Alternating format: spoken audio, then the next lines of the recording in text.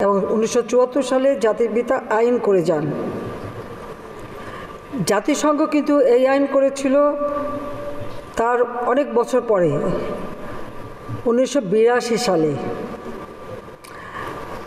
দুর্ভাগ্যের বিষয় হলো 1975 সালে জাতির পিতাকে নির্মমভাবে হত্যার পর যারা অবৈধভাবে ক্ষমতা দখল করে প্রায় 21 বছর ক্ষমতায় ছিল, এরা কেউ কিন্তু এই যে সমুদ্রে আমাদের যে অধিকার, সেই অধিকারের বিষয়টা কোনো নজরই দেয়নি, এই অধিকার প্রতিষ্ঠা করারও কোনো পদক্ষেপ নেয়নি। অথচ আমাদের কিন্তু আইন করা ছিল।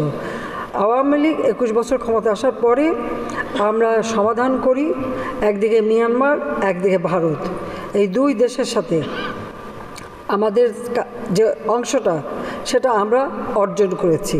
সেটাও আওয়ামী লীগ সরকার আসার পরে আমরা উদ্যোগ নিয়েছিলাম। প্রথম দফা অনেক কাজ আমরা করেছি, আনক্লজে সই করি। দ্বিতীয় দফায় সরকার আসার পর এটা আমরা সমাধান করি। আজকে আমাদের বঙ্গোপসাগরে বিশাল সমুদ্র উপকূল রয়েছে, সমুদ্র সীমা রয়েছে। আর তাছাড়া বাংলাদেশ প্রাকৃতিক যে পরিবেশ, অসংখ্য নদ নদী খাল বিল ভরা। কাজে আমাদের খাল বিল জলাশয়, সেখানে অফুরন্ত ভাণ্ডার রয়েছে আমাদের। সেখানে মৎস্য বা সি ফুড ইন্ডাস্ট্রি কাঁচামালের উৎস। আমাদের প্রাকৃতিক সম্পদ ও জলবায়ু, অনুকূল জলবায়ু, সমৃদ্ধ বৈচিত্র্যময় মৎস্য চাষের উপযোগী একটা আদর্শ পরিবেশ রয়েছে। আর সেটা আমরা আরও উন্নত করবার পদক্ষেপ নিয়েছি, অনেকটা সাফল্য অর্জন করেছি এবং আমরা আরও করব ভবিষ্যতে। কাজে আওয়ামী লীগ সরকার ক্ষমতা আসার পর থেকে এই মৎস্য সম্পদের টেকসই উন্নয়ন ও ব্যবস্থাপনার জন্য আন্তরিকভাবে প্রচেষ্টা চালিয়ে যাচ্ছে এবং আর্থসামাজিক উন্নয়নে যেহেতু এই খাতটা আরও অবদান রাখতে পারি, সে ব্যবস্থাটাও আমরা নিয়েছি। আমাদের এই টেকসই, স্বাস্থ্যসম্মত, পরিবেশ বান্ধব মৎস্য সম্পদ আহরণ, সংরক্ষণ এবং মৎস্য চাষ সম্প্রসারণের লক্ষ্যে বাস্তবসম্মত নীতি ও কার্যকর উদ্যোগ গ্রহণ ও বাস্তবায়ন আমরা করছি, যার ফলে আজকে বিশ্বে শীর্ষ মাছ উৎপাদনকারী দেশগুলির মধ্যে বাংলাদেশ একটা অবস্থান সৃষ্টি করতে পেরেছে। আমরা অন্যতম হিসেবে প্রতিষ্ঠিত হয়েছি। 2022-23 অর্থবছরে বাংলাদেশে মাছের মোট উৎপাদন ছিল 49.1 লাখ মেট্রিক টন, যার 58% বেশি এসেছে মৎস্য চাষ হতে। কাজে মৎস্য চাষের উপর গুরুত্ব দিয়েছি। আর বর্তমানে বিশ্বে ইলিশ উৎপাদনে আমরা প্রথম স্থানে আছি, আর আভ্যন্তরীণ মৎস্য আহরণে আমরা দ্বিতীয় স্থানে, অর্থাৎ আমাদের যে নদী নালা খালবিলের মাছ, সেই মাছ উৎপাদনে। তেলাপিয়া উৎপাদনে আমরা চতুর্থ এবং চাষের মাছ উৎপাদনে পঞ্চম স্থান অধিকার করে আছি। এখানে আমি একটু বলতে চাই যে আমাদের উদ্যোগ সবসময় ছিল যে মৎস্য কীভাবে আমরা উৎপাদন বাড়াবো। তার কারণ হচ্ছে আমাদের আমিষের যে চাহিদা এবং যে আমিষটা হচ্ছে সবথেকে নিরাপদ, সেটা আসে মাছের থেকে। সেটা আমাদের মাথায় রাখতে হবে। আমরা আমাদের এই প্রবৃত্তিটা যাতে ধারাবাহিকভাবে সেই ব্যবস্থা নিই। আমি যখন 96 সালে সরকারে আসি, আমি দেখি আমাদের আসলে গবেষণায় কোনো অর্থ বরাদ্দ ছিল না, আর গবেষণা হতো শুধু তেলাপিয়া আর ওই কার্প মাছ থেকে, ওই দুটো নিয়েই গবেষণা। তখন আমি যে এই দুটো তো গবেষণার দরকার নাই, তেলাপিয়া নিজের থেকেই অনেক বেশি উৎপাদন বাড়ে। আর তেলাপিয়া মাছের একটা সবথেকে আমি দেখেছি প্রাকৃতিকভাবে তাদের একটা চারিত্রিক বৈশিষ্ট্য হলো এই মাছ, তার যে ছোট ছোট পোনা হয়, এই পোনাগুলি কিন্তু মাছ সংরক্ষণ করে। অর্থাৎ শত্রু দেখলেই মাছ তার মুখের ভিতরে সমস্ত পোনাগুলি নিয়ে নেয়। আমরা জানি বাংলা ভাষায় কথা আছে, মাছের মার পুত্র শোক। এটা হয়তো সাধারণভাবে কথাটা প্রচলিত, কিন্তু তেলাপিয়ার বেলায় কিন্তু এটা ভিন্ন। মা মাছ সবসময় কিন্তু এই মাছ রক্ষা করে। আমি একটু মাঝে মাঝে মাছ ধরি, তো অনেক সময় দেখা গেছে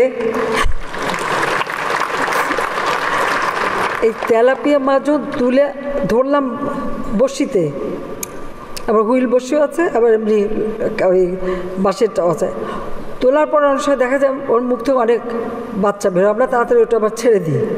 আর ছোটো ছোটো হলে তো ছেড়ে দিই, কিন্তু এটা কিন্তু আমরা এমনি মানুষ যখন শুনেছি আবার নিজের চোখেও দেখেছি। কাজেই ওটা দিয়ে এত গবেষণার দরকার নেই। তখন আমাদের দেশীয় যত মাছ আছে সেইগুলোর উপরে আমরা গবেষণার পদক্ষেপ নিই। আমি বাগেরহাটে চিংড়ি গবেষণা ইনস্টিটিউট প্রতিষ্ঠা করে দিয়েছি। চাঁদপুরে আমাদের তো ইলিশ গবেষণা ইনস্টিটিউট আছে এবং মৎস্য গবেষণা ইনস্টিটিউট, এগুলি কিন্তু আমরা করেছি এবং সেখানে এখন সব ধরনের এবং দেশীয় অনেক প্রজাতির মাছ হারিয়ে গিয়েছিল, সেগুলো আস্তে আস্তে আমরা পাচ্ছি। তবে সমুদ্রে এই যে বিশাল সমুদ্র সীমা অর্জন করার পর এই সমুদ্রের মৎস্য আহরণের দিকে আমাদের আর একটু নজর দিতে হবে। ইতিমধ্যে আমাদের যে অষ্টম পঞ্চবার্ষিকী পরিকল্পনা আমরা গ্রহণ করেছি, সেখানে 2025 সালের আমরা 50 লাখ মেট্রিক টন, এসডিজির লক্ষ্যমাত্রা অর্জনে 2030 সালের মধ্যে 65 লাখ মেট্রিক টন এবং আমাদের যে লক্ষ্য 2041 সালের যে স্মার্ট বাংলাদেশ গড়ে তুলব, সে ভিশন 2041, এর মধ্যে আমরা 85 লাখ মেট্রিক টন মাছ যেন আমাদের উৎপাদন হয় সেই দিকে লক্ষ্যমাত্রা আমরা সুনির্দিষ্ট করে দিয়েছি।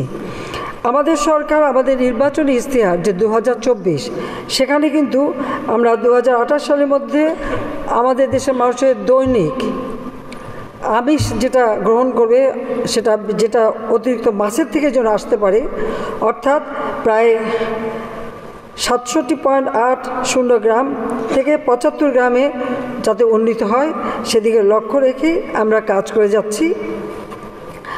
আমাদের দেশের জাতীয় উন্নয়নে আমাদের মৎস্য খাতের যেটা আমরা বিদেশে রপ্তানি করে অনেক অর্থ উপার্জন করি, কাজে এটা একটা অন্যতম অবদান। সেদিকে লক্ষ্য রেখেই আমাদের উৎপাদন বাড়ানো এবং সেটা যাতে নিরাপদ হয় সে ব্যবস্থা করা। আসল কথা হলো, আমি যখন আসি দেখি আমাদের যে হ্যাচআপগুলি, যেটা মৎস্য অবতরণ কেন্দ্রগুলি, সেগুলি আসলে খুব একটা ভালো পরিবেশ ছিল না। আমরা উদ্যোগ নেই আলাদাভাবে। আমার এখনও মনে আছে সেই 96-97 সালের দিকে 40 কোটি টাকা আমি মৎস্য ব্যবসায়ীদের দিয়েছিলাম যে প্রত্যেকটা অবতরণ কেন্দ্র যেন স্বাস্থ্যসম্মত হয় এবং উন্নত হয়, আন্তর্জাতিক মানসম্পন্ন হয়, সেভাবে আমরা করেছি। আর এখন আমাদের সবগুলি আন্তর্জাতিক মানসম্পন্ন, সেভাবে আমরা করতে পেরেছি। আমাদের জিডিপিতে, জাতীয় জিডিপিতে মাছের যে অবদান 2.53%, কৃষিজ জিডিপিতে 22.26% মৎস্য খাতের অবদান, আর মৎস্য খাতে তার নিজের খাতে হচ্ছে 2.81। কিন্তু আমরা আমাদের বহু মানুষ এই মৎস্য উৎপাদনের সাথে জড়িত, প্রায় 2 কোটি মানুষ কিন্তু জড়িত। কিন্তু আমি আমাদের যুব সমাজ যারা ইয়াং জেনারেশন তাদেরকে বলবো তারাও কিন্তু এই মাছ চাষের দিকে নজর দিতে পারে, কারণ আমাদের নদী নালা খাল বিল এত বেশি, আর আমাদের মাটি এবং পানি দুটোই অত্যন্ত উপযুক্ত।